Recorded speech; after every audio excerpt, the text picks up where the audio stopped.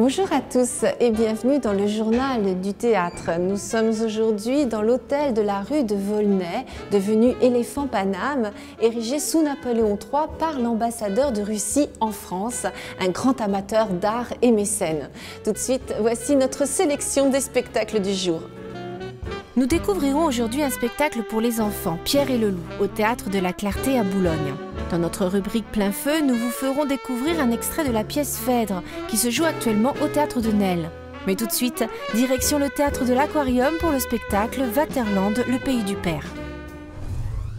La pièce Vaterland, le pays du père croise deux récits. Celui d'un amour entre un soldat allemand et une jeune Française pendant la Seconde Guerre mondiale, et celui, 35 ans plus tard, du voyage en Allemagne du fils du soldat, devenu musicien, dans l'espoir de retrouver son père et de découvrir son histoire. Entre polar et road movie, le spectacle de Cécile Baquès adopte le mode d'un récit à 4 voix, traversé de séquences musicales en live, notamment du rock-punk des années 80. Frontière franco-allemande, mars 1982. Je disparais dans la nuit, en répétant mentalement « Je m'appelle Louis Dutheil ». Ça parle d'un jeune homme qui est musicien, qui, à l'occasion d'une tournée en Allemagne, part en fait à la recherche de son père et de ses origines allemandes qu'il ne connaît pas. Et donc c'est l'histoire de ce voyage vers le père que raconte Vaterland. Je vous déplie une lettre, la lettre de Henri Dutheil à ma mère, datée de 1946. Un jour, à ma grande surprise, il entre dans le bureau. C'est lui, le même regard étonné. C'est un récit qui est partagé entre 3 personnages. Le jeune homme, la mère, le père, plus un 4e qui est celui qui poursuit le père, qui s'appelle Henri Dutheil. Ce visage, c'est celui du mari d'Odette Garnier. Tout à coup, les mots de la lettre de Louis me reviennent. Ne communique à personne cette adresse, ce serait très grave.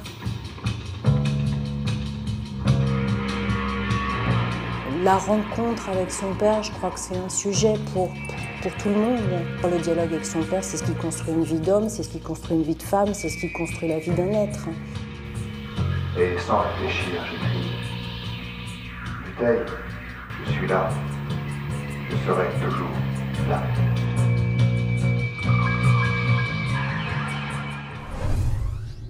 Au théâtre de la Clarté à Boulogne se joue le célèbre conte musical de Prokofiev, Pierre et le Loup. L'insouciant garçon qu'était Pierre est à présent grand-père et se décide à remonter le cours du temps. Tous les personnages de son enfance réapparaissent, l'oiseau, le chat, le canard et le loup. Cette adaptation de Pierre et le Loup est l'occasion de faire découvrir aux plus jeunes les instruments de musique d'un orchestre.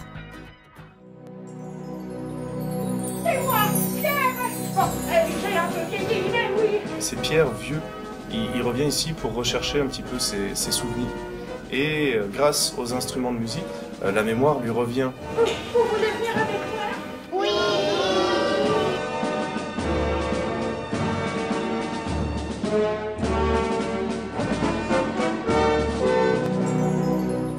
J'avais bien envie d'y aller, dans le monde extérieur, histoire de voir à quoi ça ressemble. Un loup. Le loup?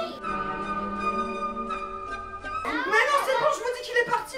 C'est peut-être un loup volant après tout. Il y a bien des cerfs volants. Et puis avec mon armure anti-loup, moi, je crains rien du tout. Et c'est ça qui m'intéressait en fait, c'était d'avoir un personnage qui était capable d'avoir du recul sur ces événements-là. Le loup ce jour-là, moi. Eh ben, je l'ai vraiment rencontré.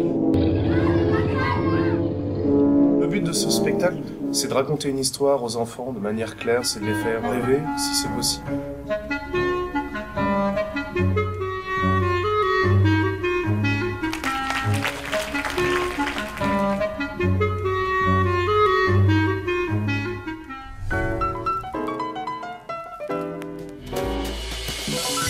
Tout Tout de suite, plein feu sur une tragédie de Racine, Phèdre, mise en scène par Bernard Belin, ex-pensionnaire de la Comédie Française.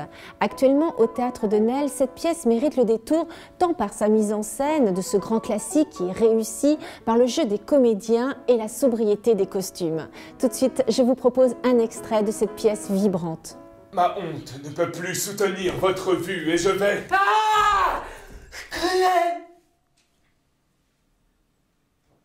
Tu m'as trop entendu.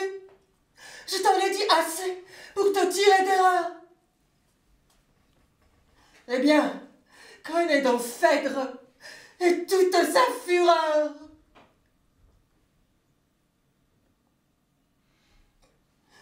J'aime. Ne pensez pas qu'au moment que je t'aime, innocente à mes yeux, je m'approuve moi-même.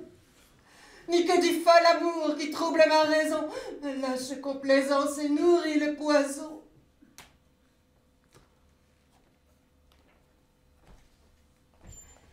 Objet infortuné des vengeances célestes, je m'abhorre encore plus que tu ne me détestes.